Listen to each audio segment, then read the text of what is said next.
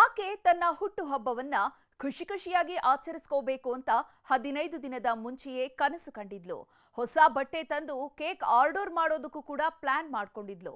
ಅಷ್ಟರೊಳಗೆ ಬೆಂಕಿ ರೂಪದಲ್ಲಿ ಬಂದ ಯಮ ಅಟ್ಟಹಾಸ ಮೆರೆದಿದ್ದಾನೆ. ಈ ತಂದೆ ಮಾತು ಕೇಳ್ತಿದ್ರೆ ಜೀವ ಹಿಂಡಿದಂತಾಗುತ್ತೆ. ಕಣ್ಣಾಲಿಗಳು ತನ್ನಿಂತಾನೆಯೇ ತುಂಬಿಕೊಳ್ತವೆ. ಇವತ್ತು ನನ್ನ ಮಗಳ ಬರ್ತ್ಡೇ ಸಾರ್. 15 ದಿನದ ಮುಂಚೆಯೇ ಬಟ್ಟೆ ತಗೊಂಡಿದ್ಲು. ಬೆಳಿಗ್ಗೆ ಎಲ್ರೂ ದೇವಸ್ಥಾನಕ್ಕೆ ಹೋಗಿ ಅರ್ಚನೆ ಮಾಡಿಸ್ಬೇಕು ಅಂತಿದ್ವಿ. ಆದ್ರೀಗ ಇದೇನ್ ಸಾರ್ ಹೀಗಾಯ್ತಲ್ಲ ಅಂತ ಕರುಳ ಕುಡಿಯನ್ನ ಕಳ್ಕೊಂಡ ತಂದೆ ಕಣ್ಣೀರಿಡ್ತಿದ್ರೆ ಕಲ್ಲು ಹೃದಯದವರು ಕಣ್ಣೀರಿಟ್ಟಿದ್ದಾರೆ. CA ಓದಬೇಕು ಅಂದ್ಕೊಂಡವಳು ದುರಂತ ಅಂತ್ಯ.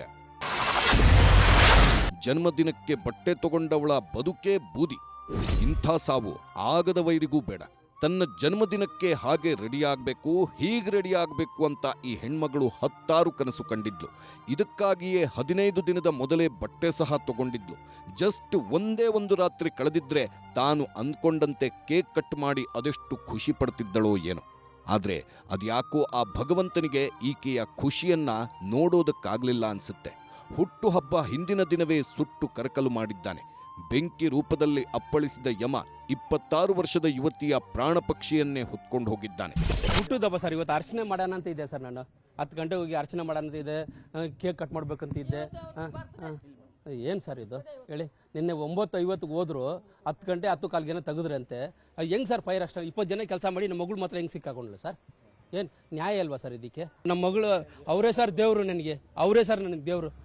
2 ಗಂಡು 1 ಹೆಣ್ಣು ಸರ್, ಲಾಸ್ಟ್ ಮಗಳು ಸರ್. ಅವಳು ಬಟ್ಟೆ ಎಲ್ಲ ತಗೊಂಡಿ ಸರ್, 15 ದಿನ ಮುಂಚೆ ತಗೊಂಡಿದ್ದು ಸರ್. 15 ದಿನ ಮುಂಚೆ ತಗೊಂಡು ನಾನು 1,000 ರೂಪಾಯಿ ಕೊಟ್ಟು ನಮ್ಮ ಕೇಕ್ ಕಟ್ ಮಾಡಿ ಇಟ್ಕೊಳ್ಳಮ್ಮ ನಾನು ಅಂದ್ಬಿಟ್ಟು ಹೇಳಿದೆ ಸರ್. ನಾನು ರಾಜಾಜಿನಗರದ ರಾಜ್ಕುಮಾರ್ ರಸ್ತೆಯಲ್ಲಿರೋ EV ಸ್ಕೂಟರ್ ಶೋರೂಮ್ನಲ್ಲಿ ಇದೇ ಪ್ರಿಯಾ ಅಕೌಂಟೆಂಟ್ ಆಗಿ ಕೆಲಸ ಮಾಡುತ್ತಿದ್ಲು. ಮುಂದೆ CA ಮಾಡಬೇಕು ಅಂತಾನು ಕನಸು ಕಂಡಿದ್ದಳು. ಆದ್ರೀಗ ದುರ್ವಿಧಿ ಮನೆಯ ಬೆಳಕನ್ನೇ ಕಿತ್ಕೊಂಡು ಹೋಗಿದೆ. ಶೋರೂಮ್ಗೆ ಏಕಾಏಕಿ ಬೆಂಕಿ ಬೀಳುತ್ತಿದ್ದಂತೆ ಎಲ್ಲಾ ಸಿಬ್ಬಂದಿ ಓಡಿ ಹೋಗಿದ್ದಾರೆ.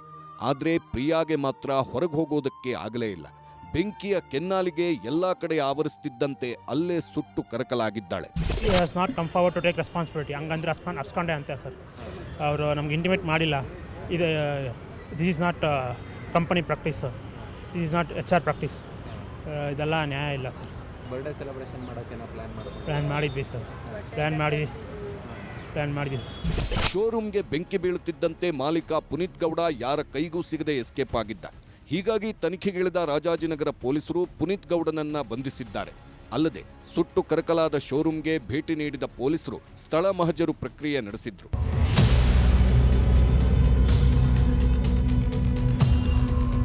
ಒಂದು ಕಡೆ ಜೀವ ಹೋದ್ರೆ ಇನ್ನೊಂದು ಕಡೆ ಸರ್ವಿಸ್ಗೆ ಕೊಟ್ಟ ಬೈಕ್ಗಳೂ ಸಹ ಭಸ್ಮವಾಗಿವೆ. ಮಂಜುನಾಥ್ ಅನ್ನೋರು 1 ವಾರದ ಹಿಂದಷ್ಟೇ EV ಬೈಕ್ ಖರೀದಿಸಿದ್ರು. ಆದರೆ ಬ್ಯಾಟ್ರಿ ಸಮಸ್ಯೆ ಇದೆ ಅಂತ ಸರ್ವಿಸ್ಗೆ ಕೊಟ್ಟಿದ್ರು. ನಿನ್ನೆ ಮಧ್ಯಾಹ್ನ ಫೋನ್ ಮಾಡಿದ್ದ ಶೋರೂಮ್ ಸಿಬ್ಬಂದಿ 6 ಗಂಟೆಗೆ ಬಂದು ಬೈಕ್ ತಗೊಂಡು ಹೋಗಿ ಎಂದಿದ್ರಂತೆ.